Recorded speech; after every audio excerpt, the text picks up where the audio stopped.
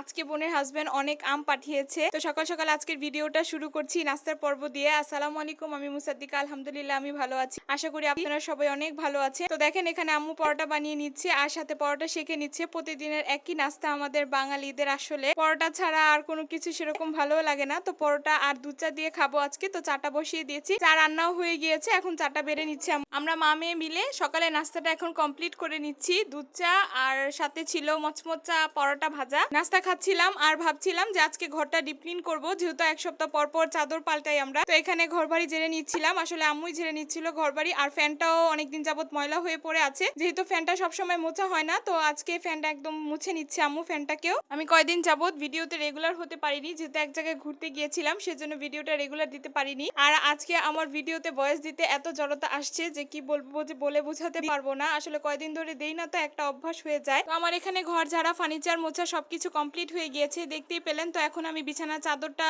উঠিয়ে নিলাম আর সাথে বেডটাকেও ভালোভাবে ঝেড়ে নিয়েছি, যেহেতু তোষকে অনেক ধুলাবালি জমে থাকে। আর এখানে একটা সুন্দর নতুন একটা বেডশিট পেরে নিচ্ছি, যেহেতু শুক্রবার আর আজকে আশুরার দিন। তো আজকে চিন্তা করলাম যে ভালো একটা বেডশিট পেরে আমি এখানে গোসল টুসল শেষ করে ফ্রেশ হয়ে তারপর এখন বিছানাটাকে সুন্দর করে বিছিয়ে নিচ্ছি। তো আমাকে জানাবেন আপনাদের আমাদের এই বিছানার কালারটা আপনাদের কাছে কেমন লেগেছে। তো আমি একে একে সব কাজগুলি করে নিচ্ছিলাম। আশুরার দিনে অনেকে রোজা রাখে, তো আপনারা কে কে রোজা রাখেছেন সেটাও জানাবেন। আমি রোজা রাখতে চেয়েছিলাম, যে কোনো একটা কারণবশত রোজাটা রাখতে পারিনি। তো আমার বোন আসবে আজকে, তো সকাল সকাল বোন আবার ফোন দিয়ে বলছিল যে ও আসবে। তো আমি এখানে কাজ করছিলাম আর আমার বোনের জন্য অপেক্ষা করছিলাম, যেহেতু একা একা থাকি বাড়িতে, একজন মেহমান আসলে আমার কাছে অনেকই ভালো লাগে। এখানে ঘর গুছাচ্ছিলাম আর আম্মু এই পাশে রান্নার জন্য সবকিছু প্রস্তুত করছিল। আম্মু একে একে সব রান্না বাড়া বসিয়ে দিয়েছিল, যেহেতু আমার বোন আসবে আর আমার ভাগ্না আসবে।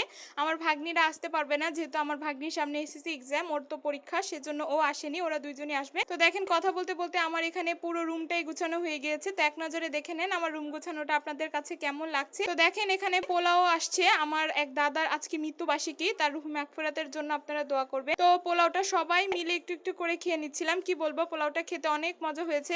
বাবুর্চি দিয়ে রান্না করেছে পোলাওটা, তো মেখে মেখে পোলাওটা খেয়ে নিয়েছি। যেহেতু কালকে ঘুরতে গিয়েছিলাম, বাসায় এসে বোরকাগুলি ধুয়ে দিয়েছিলাম, তো এই বোরকাগুলি ঘরেই শুকা দিয়েছি। তো বিকালবেলা দেখি বোরকাগুলি শুকিয়ে গিয়েছে, যেহেতু প্রচন্ড গরম পড়েছে, কাপড় চোপড় এভাবেই তাড়াতাড়ি শুকিয়ে যায়। তো আমি বোরকাগুলো নামিয়ে একে একে ভাঁজ করে নিচ্ছিলাম, ভাঁজ করে আলমারির ভিতরে রেখে দিব, যেহেতু এগুলি তোলা বোরকা ওইরকম একটা বাইরে পরি না। আসলে কি আর বলবো, এত গরম পড়েছে যে ফ্যান ছাড়া থাকাই যায় না। আর ভয়েস দেওয়ার সময় তো আরো বেশি কষ্ট হয়ে যায়, কারণ ফ্যান ছেড়ে তো আর ভয়েস দেওয়া যায় না, একটা শব্দ আসে যেটা শুনতে খুবই খারাপ লাগে।